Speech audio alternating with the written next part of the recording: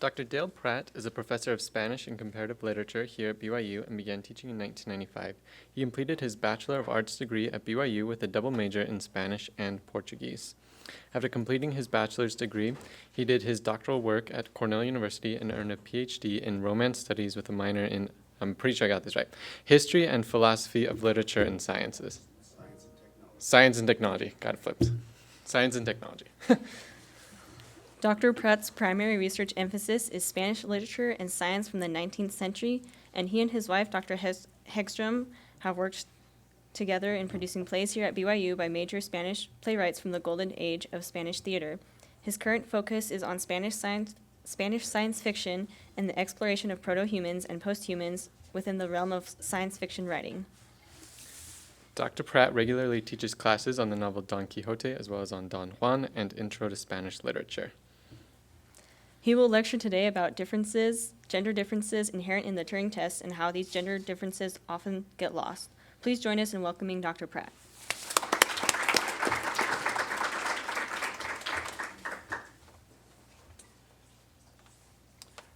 Thank you for coming to share this time with me.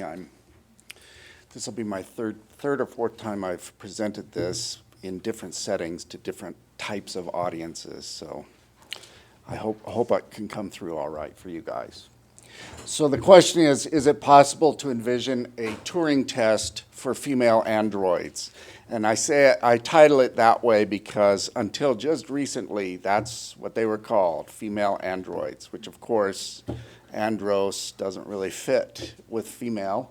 And so lately they've been talking about gynoids or gynoids. So we'll just go from that.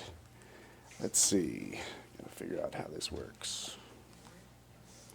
Okay, so last year Melinda Gates asked the question, with so few women in AI, we are baking bias into the system. Now, that can mean all sorts of things, but I want to take it as there's something fishy about the way we talk about artificial intelligence right now. And when I talk about artificial intelligence, I'm speaking about artificial general intelligence, which is a little different from the artificial intelligence you've probably encountered already. There are certain things like the way that Delta programs its flights, or the way banks work, other things that are run now by artificially intelligent machines to some degree, but they have specific artificial intelligence. General is the idea that this artificial intelligence is like unto a person, okay? So the question then is, can there be such a thing as a female artificial intelligence? So again, we may have a category mistake here. I mean, is gender characteristic of the mind or the body? And so, we might have interesting questions interesting answers for that kind of question. Or is gender a characteristic of both the mind and the body, or of neither one? Is it something independent? So with that, I'd like to go back to what has been rated the least popular or the dumbest episode of the original Star Trek series. And I think it's a pretty interesting episode myself, but it's called Spocks Brain.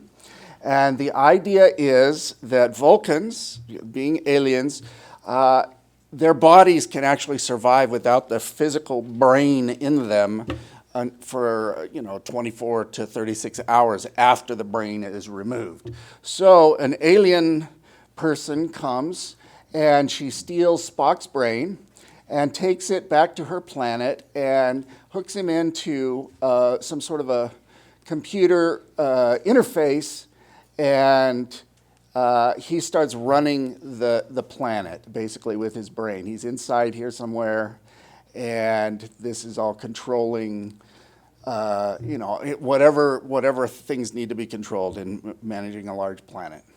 So the way that we survive this horrible thing that has happened is, first of all, since the Spock can survive without his brain for 36 hours, They plug him into some sort of computer thing that will make his body move, sort of following them around like a zombie.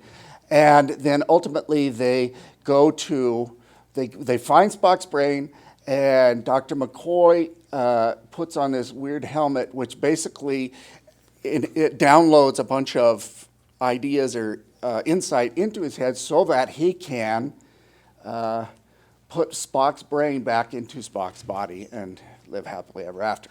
Okay, so I think it's a fascinating question, a set of questions that we can talk about. So the body fits into machinery in many movies or even in real life. Here we've got not the body, but a chunk of the body, the brain, the physical brain, in Spock's in this planet-wide system.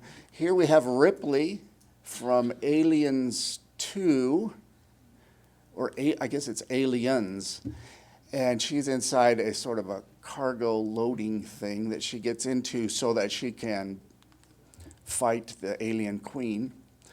And this is from Avatar, and this is sort of a mechanized war bot that a human being, his guy's name is Colonel Quaritch, gets into so he can fight all of the aliens or the other avatars.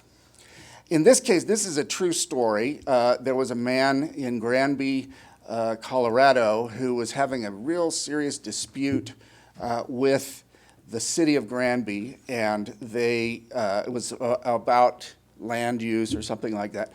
And he went berserk. He went completely insane, and he had a bulldozer,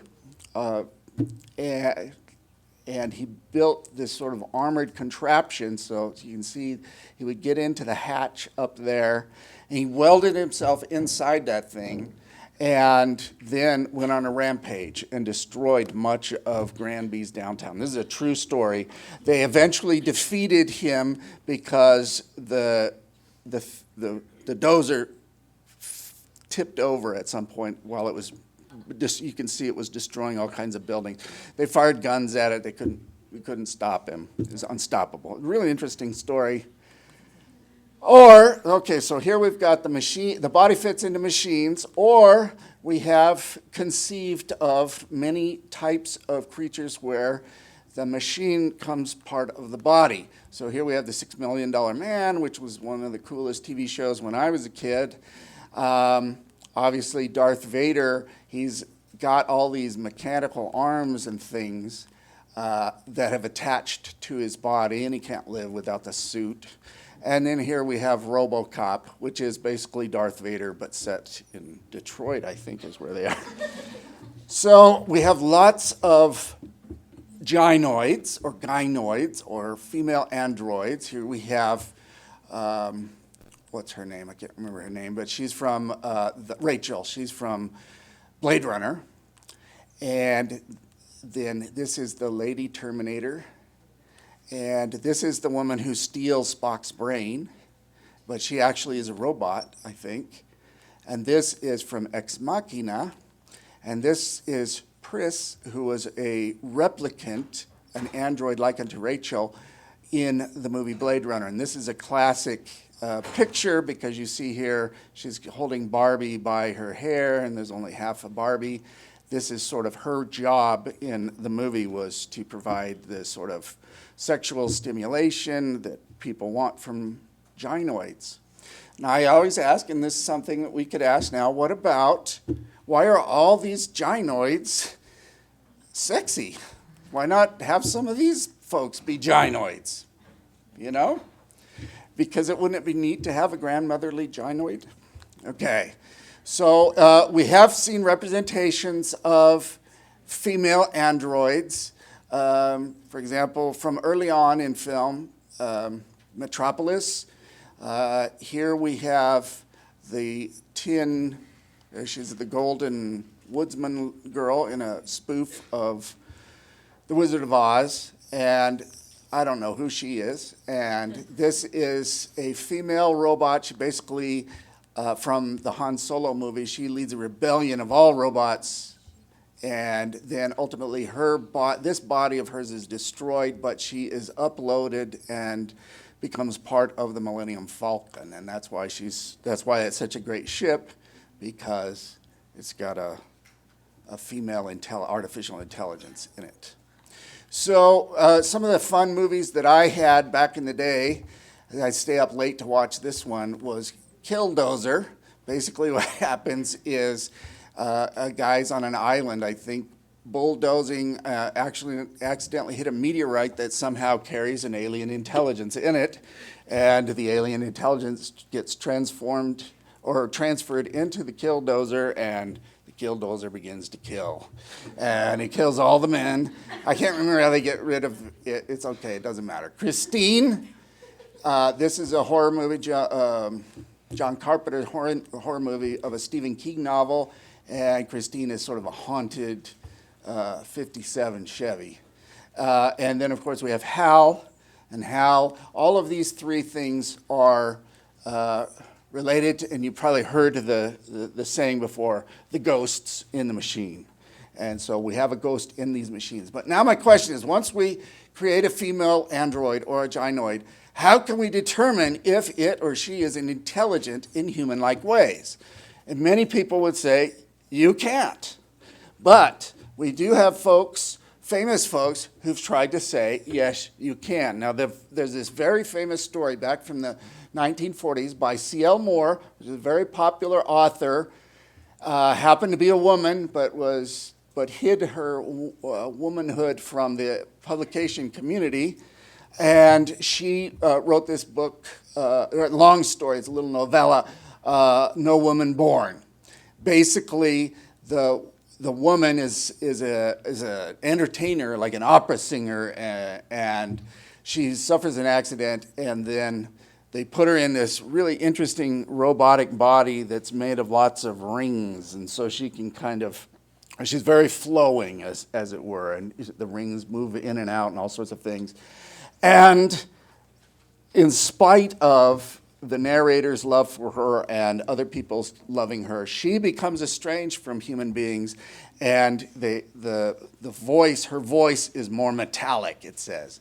And so by the end, everyone knows that she's no longer human in any way that we would value as being human. She has a brain in there, but the brain is changed because of its body.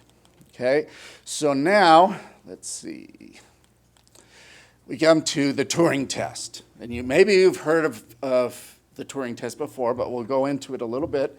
So Alan Turing was a very famous scientist, mathematician in Britain, and he was famous for a number of reasons, one of which was that he helped decode the Enigma machine during World War II, crack the Enigma code. And he also wrote interesting papers, and in one of his papers, he asked the question, can machines think?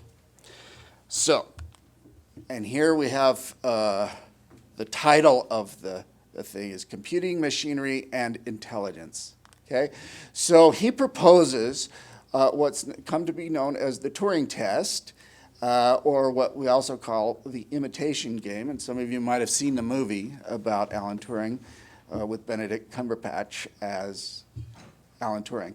So the Imitation Game is played with three people, a man A, a woman B, and an interrogator. The interrogator stays in a room and basically set up so that he or she can't, messages are transmitted to the interrogator somehow by machine or something, so that he can't hear their voices or anything like that. So the object of the game is for the interrogator to determine which of the other two is the man and which is the woman. Now this is a really interesting thing because later after this was published, it came out that Turing was gay. So, I mean, there's all kinds of interesting questions we can ask about why he characterized the Turing test this way. But he says, so the idea is that Turing here has to determine which is the man and which is the woman, okay? The interrogator stays in a room. The interrogator is allowed to put questions to them. And the object is for the third player, which is the woman, to help the interrogator, and the best strategy is to give truthful answers. This is all quoting Turing here. And he says, she can add such things as, I am the woman, don't listen to him, but to her answers, but it will avail nothing. Okay, so I think that's a really fun little passage reminiscent of Elizabeth Warren talking sort of things like that to the Senate. So he says, now, well, what's going to happen if we replace part A with a machine intelligence? So look at it. We got, and this fellow here can be a man or a woman according to Turing. Will the interrogator decide as wrongly as he does when the game is played between a man and a woman? And he says, this replaces our question, can machines think? This is. So the idea is that a machine can pass the Turing test if the interrogator cannot distinguish between the machine and a woman. Very different from what you think Turing was headed for and what we characterize it for now.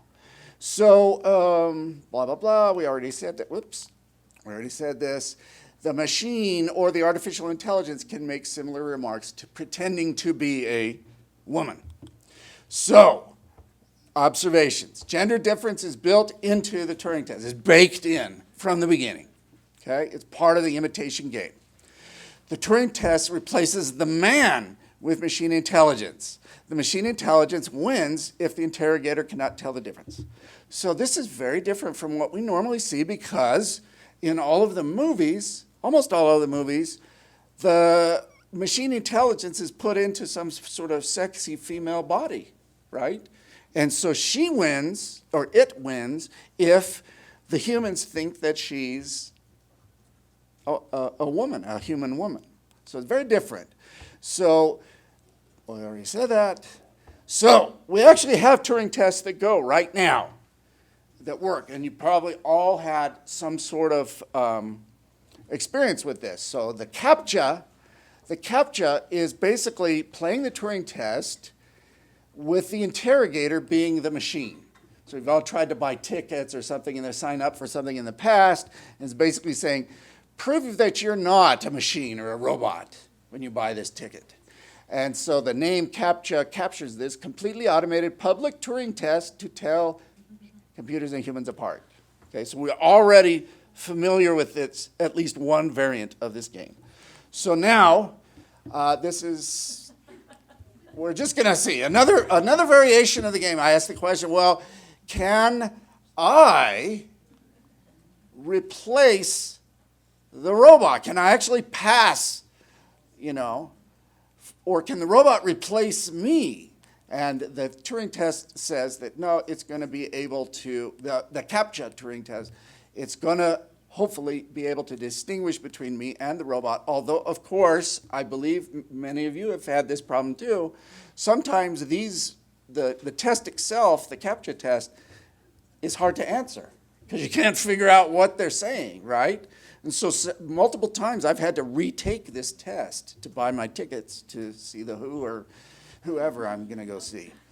Same question with a woman. That's another variant here that we can look at. Okay, so now the question is, could we create a CAPTCHA-style test for machine intelligence to distinguish between a man and a woman? Is there some way to do that? And do we care? Okay, so this is sort of the Mulan question. What would be the purpose for the creation of this test? Well, we don't want women fighting in the Chinese army or something like that in the case of Mulan, right? She's able to pass. Okay, so now my question is, what if the genderless machine intelligence is replaced by a gendered machine intelligence? We get rid of that and we put in her, so she is an artificial intelligence shaped like a woman, and perhaps she's, at least in this case, she's representing a female artificial intelligence. Can our interrogator distinguish between the two? Can she successfully mimic a woman enough that he will say, I don't know which is which? So other variations of this test. Here we can have the interrogator be a man or a woman, human man or woman, or we could have the interrogator be a CAPTCHA figure. So the questions, man and woman, can we decide, can he successfully imitate a woman? Can this genderless robot successfully interrogate a woman? Can this human male successfully imitate a robot? Which is actually something that has been able to do. They've tried a Turing test where the subject B has sort of pretended to be a robot. And so in that case, interestingly enough, the interrogator was able to decide which was the real robot. Okay, that's very interesting to me. And then finally, can we distinguish between a male gendered artificial intelligence and a female gendered artificial intelligence, if such a thing exists? Okay? So now this is what I'm trying to do with my research. Can we determine, it's no longer can machines think. We ask, is gender independent of the body? Which is something that all of you have probably asked in your women's studies classes. Or can we create an artificial female body that, together with an artificial intelligence, can effectively mimic a human woman? Why do we care? 2 reasons. We're going to learn us stuff about human gender difference if we try to talk about this. Just talking about it is a great thing, right? And another possibility, and this is where I'm a little more outlandish because I care about artificial general intelligence, which is like data or some creature that can really pass for a human being. It could be the case that gender difference in AI could become a factor for selection in the evolution of artificial intelligence. Okay? All right. So we've got lots of otherness going on, as you saw with all of those slides. So now I say, well, how are we going to figure this out? If we just go to here on campus to somebody who actually gets paid for doing AI research, they will say, this is nonsense. This question doesn't mean anything. But, as you know, there's lots of stuff that they say is nonsense on this campus that we see from a women's studies point of view very differently. It's not nonsense. What they're saying is nonsense. Okay, so one of the problems we have in searching for the self, you can't be simultaneously the hunter and the hunted. That's pretty interesting. So I suggest, well, maybe something that I'm good at, such as reading literature, could tell us how to think about these issues. Back when I was a young person, there was a story that they had us read in like 6th grade, and it was this story about a first-person narrator, and the first person was talking, and you assumed all the way through that it was a male narrator, and then at the very end, the last sentence revealed that it was a woman narrator, and you go, oh, look at that. Now that's commonplace, we're very different. But literature, such as science fiction literature, but also what we might call not genre fiction, but real literature, literary literature, can give us techniques to ask about what can think. So another example of something you might encounter, where you might encounter an artificial intelligence, is if you're playing a video game or a computer game, such as World of Warcraft or whatever, there are characters that are moved by human beings running around in the world. And then there are also sort of non-player characters that attempt to interact with you as if they were human beings. And sometimes, and it's getting progressively harder to tell the difference between the two. So questions. Does thought require a biological substrate, or in other words, a body? Are we ever going to figure this out? Or are we always going to just be playing semantic games, as Turing did when he said, let's replace can machines think with this other question, right? He just says, I'm not going to approach that. I'm going to come a different way, right? And so I ask, can we do that? And if artificial intelligence can be gendered, how are we going to recognize it? Okay? So this is what I'm asking for. What does our Turing test for giant eyes seek to answer those questions that I said? Can it do this? What's my conclusion? Any attempt to create a Turing test for gynoids needs to imitate, for the imitation game, journeys modeled in literature, because literature allows us to speculate. Go back.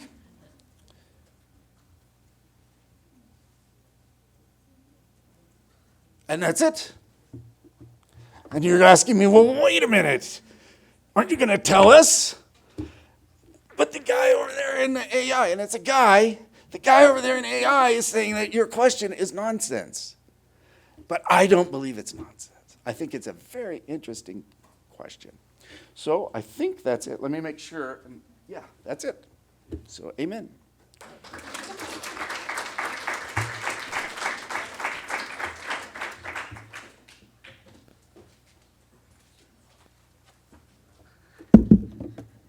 Thank you, Dr. Pratt. We have all been enlightened and definitely encouraged into deep thought over these interesting topics. Dr. Pratt's research on the Turing test for women highlights the inherent bias that can be baked into the system when we don't involve women in the creative process. He spoke to us about how historically we have imagined our own bodies becoming part of machinery or machinery becoming part of our bodies. He demonstrated the examples of gynoids that we have witnessed throughout the modern media and how those gynoids were often sexualized. We then considered the question, once these gynoids are created, how can we know that they represent human intelligence? Alan Turing posed the question, can machines think?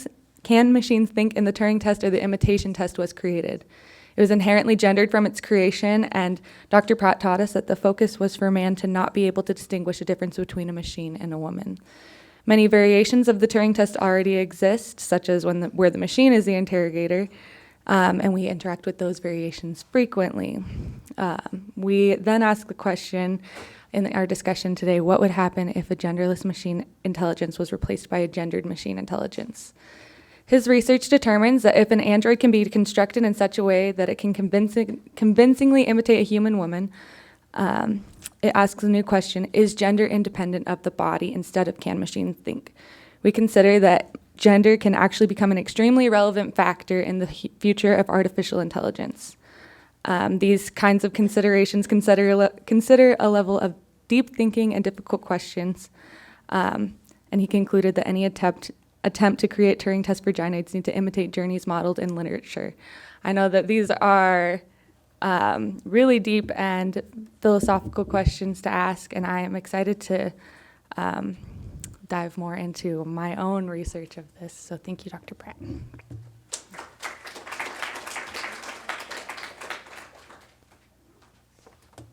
Okay, so we're going to open our Q&A after I ask my first question. Dr. Pratt will come and answer, and if anyone has a question they would like to ask him, if you could just line up at the mic right over here.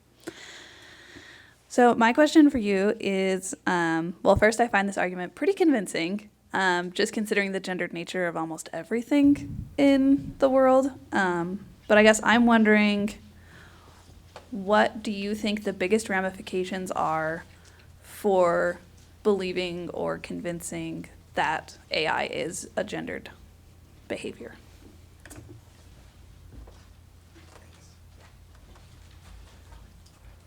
All right, so that's a very interesting question. I want to talk about people.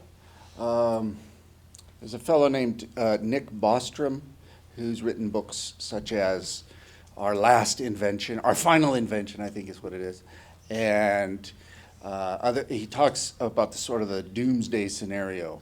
Okay, for him, the doomsday scenario is not that we're ever going to get to artificial general intelligence and that they will decide to destroy us. What will happen is that we will come up with some sort of self-sustaining artificial intelligence that is empowered to, let's just say that it's empowered to make the best paperclip that has ever been made, right? And his scenario is that robot or that machine intelligence, that robotic factory could one day basically fill the entire solar system with paperclips, okay? So that's one side issue about artificial intelligence. The things that are interesting to me, about gendered artificial intelligence is, well, it helps me understand my own selfhood, right? To think about the possibility. There are lots of folks, such as Ray Kurzweil and Werner Vinge and some other people, who believe that we're approaching a singularity and the singularity is a point at which artificial intelligence sort of becomes self-sustaining and surpasses human intelligence. And so the idea is that on the other side of the singularity, everything will be different. And of course, the doomsday scenario is that there just won't be. We'll have two intelligent species here on this planet. One, us, and the other, made out of silicon chips or so forth. Kurzweil believes. He really believes that at some point we will develop the capacity to upload our minds into robot bodies.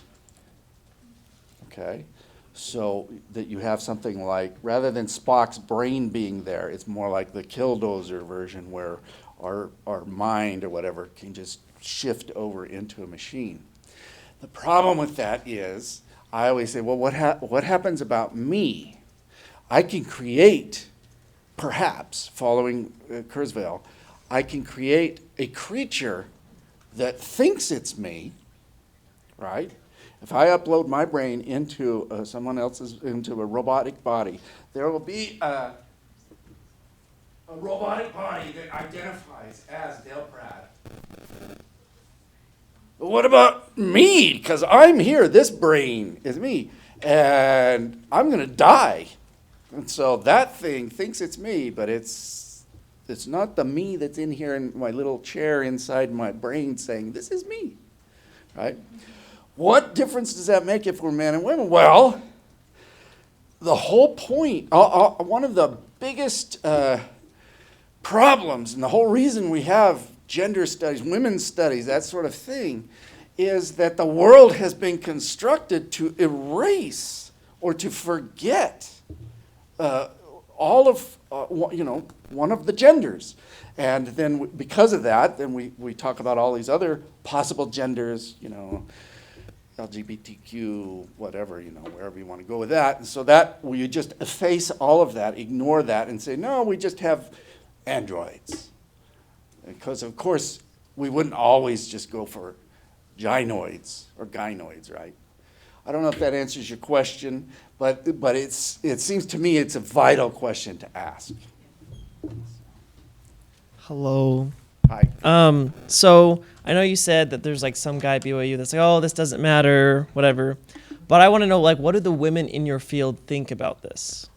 Okay, so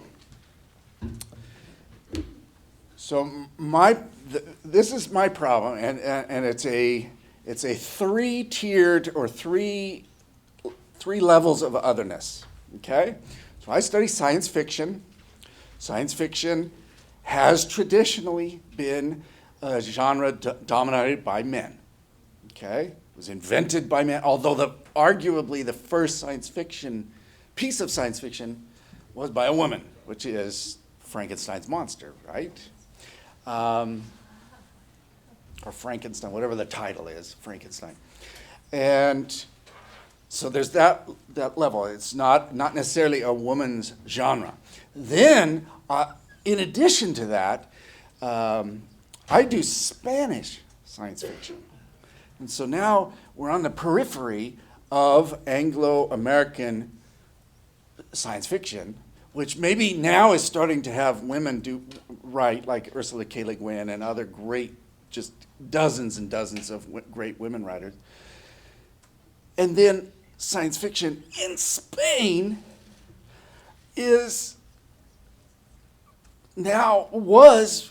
fully masculine, and now there's lots of women writers. And so just in the last year, we've had an anthology called, what's it called? Octogenesis, which is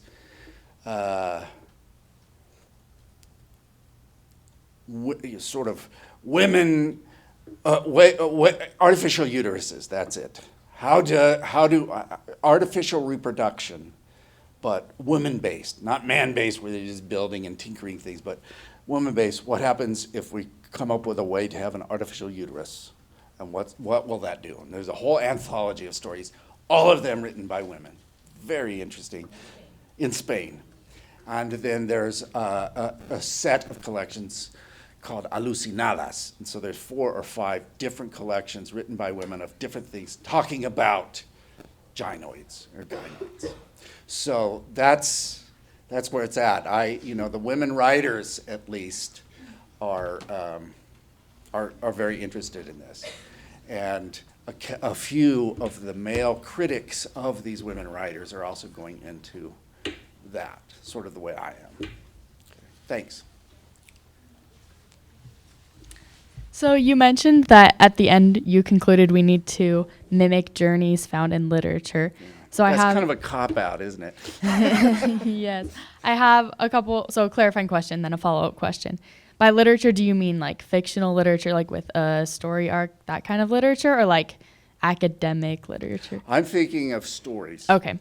And because in stories, we have become adept at creating human-like creatures, right? So, I mean, anybody who has, if you've read To the Lighthouse, for example, To the Lighthouse, you go, wow, this is real. These people are real. And of course, they're not, they're words, but they feel real. And that's sort of the same thing that's going on with this is a real woman or a machine.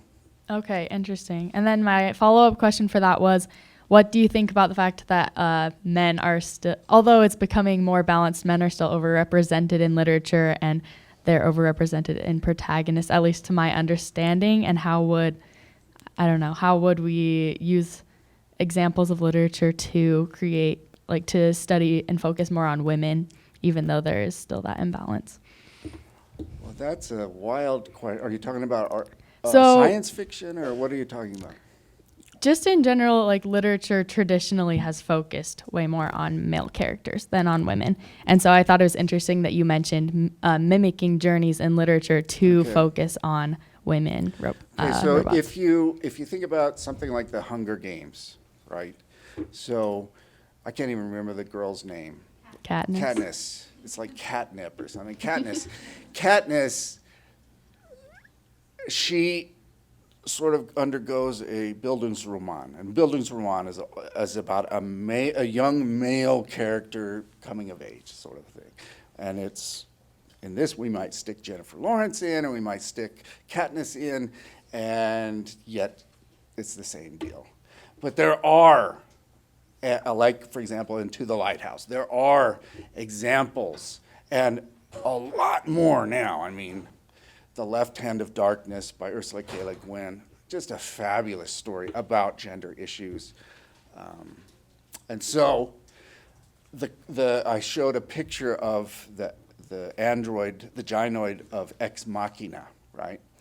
And in Ex Machina, she passes the Turing test for a human interrogator, but then she ultimately imprisons him. She kills her creator, and she imprisons the guy, and he thinks she's a woman. He's fallen in love with her. She just takes off. And so the question is that a woman gaining her freedom, or is that just an artificial intelligence so alien and other? Then again, we have in science fiction, aliens.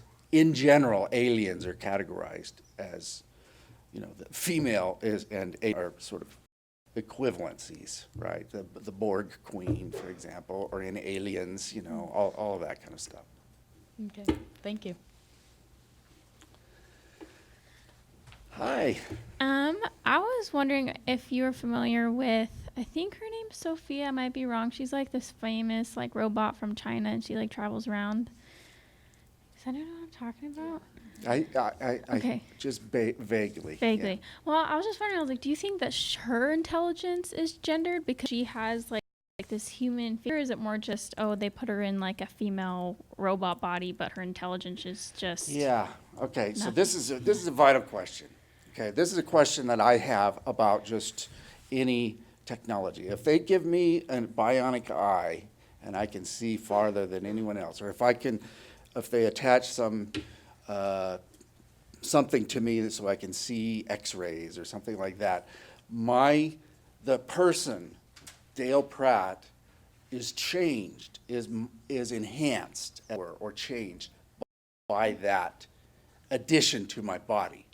So if we if we have some sort of artificial intelligence and then create a body around it, the ways that we interact with that creature because of the way the body is shaped will help form, if the AI can grow in whatever way it is, it will help form the identity of that AI. Oh, okay. Right? So HAL 9000, he's just, from 2001, he's just a camera eye, red eye, you know, and then you can go inside the brain and take chunks out of it. But he does go crazy according to a human standard because of these contradictory commands he has. But I can see the same thing happening for a female robot, depending on the ways that we interact. If she's just a sex slave, you know, or whatever, you know, if she has any sort of spark of general intelligence, it could be the case that her personality or her personhood itself would change and be altered and perhaps even start having its own will and desires and things like that. So it would evolve. And Evolved, through that yes, exactly. Evolution, it kind of AI is evolving, and we're trying to design it, and we do design it, and like Melinda Gates says, bias is built into the system, but at some point we're going to have AIs designing other AIs. And at some point there, perhaps already, in the case of the internet, the AI might somehow, intelligence might emerge, you know, like artificial general intelligence might emerge. Thank you.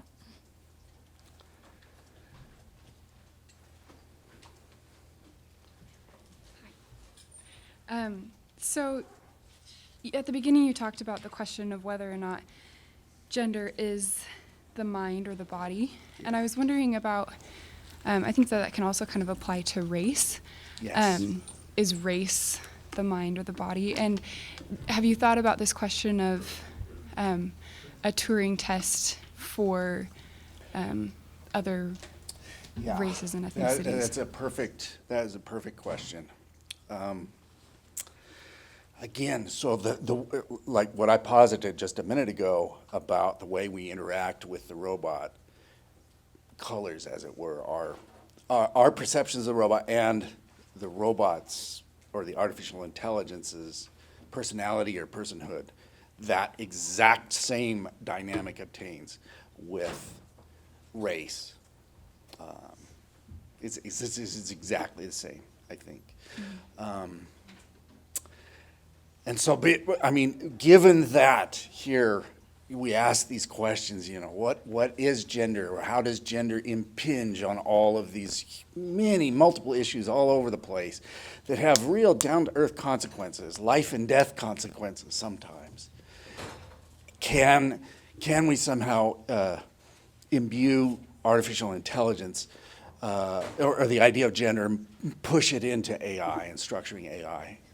And that could be a very positive thing. The way we talk about gender now is helping to bring about. Thanks. Perfect. And so we just want to thank Dr. Pratt again for coming, and anyone who needs to leave may. And if you want to continue asking questions, I'm sure he'd be happy to answer them for a few more minutes.